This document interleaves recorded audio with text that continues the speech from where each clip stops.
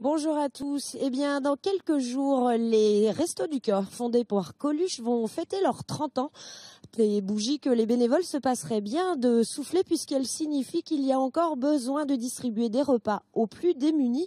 Nous sommes installés aujourd'hui dans le Doubs où il y a à peu près entre 600 et 650 bénévoles comme vous, Daniel Gautron. Bonjour. Oui, bonjour. 600 bénévoles, ça paraît beaucoup et pourtant ce n'est pas tant que cela. Alors, 600 bénévoles, ça peut paraître beaucoup, mais en fait, tous ne viennent pas forcément de façon très assidue. Donc, il y a un renouvellement qui doit se faire.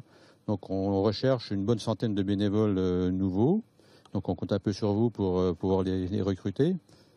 Vous êtes quel profil faut-il avoir pour être bénévole au Resto du Cœur? Il faut peut-être juste avoir envie de donner un peu de son temps. Faut surtout, c'est ça. Faut surtout pas forcément avoir du temps, parce que du temps, on arrive toujours à en trouver. Il faut surtout être motivé pour pouvoir aider les personnes en difficulté en ce qui concerne les Restos du Cœur. Enfin.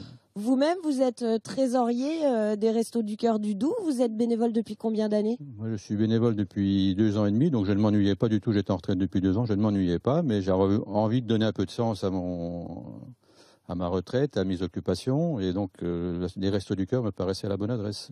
Et vous vous y retrouvez, c'est-à-dire que vous donnez, mais vous recevez aussi beaucoup en échange. Ah bah bien sûr, quand on aide les personnes, on voit bien si elles sont satisfaites, on leur fait plaisir, donc c'est une récompense intéressante.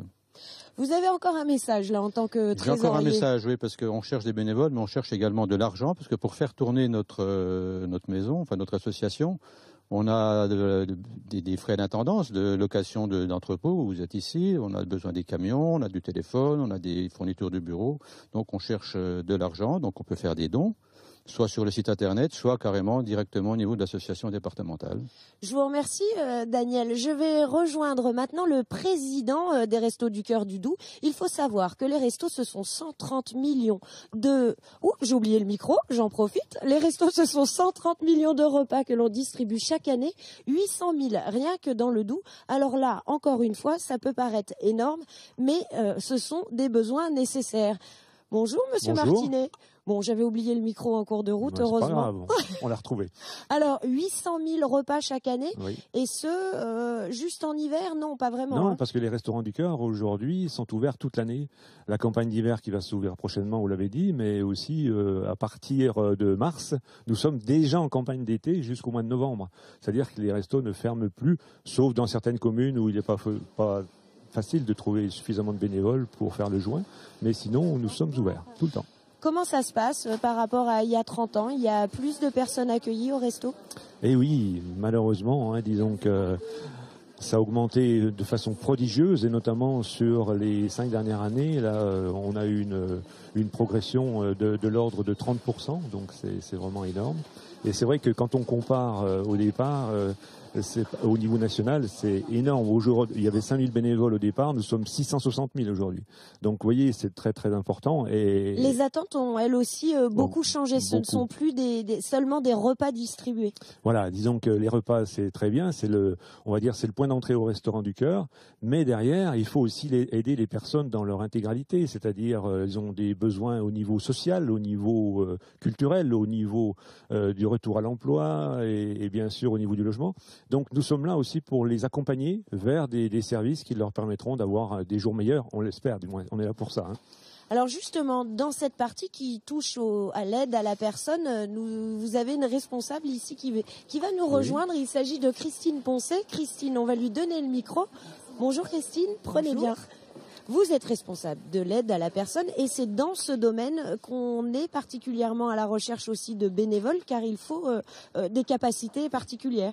Tout à fait. Dans le Doubs, nous développons tout particulièrement 2 actions pour les personnes accueillies dans nos centres. C'est d'abord un conseil de gestion budgétaire pour aider les personnes à gérer au mieux leurs difficultés et des très petits budgets. Et là, on a besoin effectivement de bénévoles qui cherchent à s'engager, qui ont éventuellement des compétences dans ce domaine. L'autre gros point qu'on a développé déjà depuis 2 ans dans 8 centres sur 11 dans le département, c'est le soutien à la recherche d'emploi. Alors là, qu'est-ce que vous faites? Vous suppléez Pôle emploi ou au contraire? Non, absolument pas. On essaie au contraire de travailler en partenariat avec Pôle emploi, avec toutes les structures déjà existantes, mais il faut bien se rendre compte que les personnes que nous accueillons sont quelquefois des personnes qui sont très éloignées de l'emploi et qui ont un peu des difficultés ou du renoncement. Donc on va, nous, bénévoles, parce qu'on les rencontre toutes les semaines à la distribution alimentaire, dépister ses besoins, tendre la main, proposer de l'aide pour faire un inventaire de la situation des personnes. Et concrètement, ça se passe comment? On peut les aider à la rédaction de CV, on peut les aider peut-être à se présenter à un employeur? Complètement, voilà, c'est ça qu'on essaie de faire. La rédaction du CV, c'est également un moment de faire le point sur son expérience, sa vie, ses capacités, ses compétences. Et déjà ça, c'est reprendre pied dans la recherche d'emploi. Et puis ensuite, il y a le travail sur la présentation, sur des répétitions d'entretien. Par exemple, des choses que les conseillers de Pôle emploi, malheureusement, n'ont pas forcément le temps de faire. Les bénévoles, eux, ils ont le temps. Vous êtes occupé, vous vous occupez au quotidien de tout ce qui aide à la personne. Est-ce que vous pouvez nous donner d'autres ateliers qui existent ou d'autres choses? Parce que on ne connaît pas tous les différentes choses qui existent au Resto du Cœur. Alors l'aide à la personne, c'est un sujet très vaste. Ça commence par l'accueil, le sourire et la tasse de café.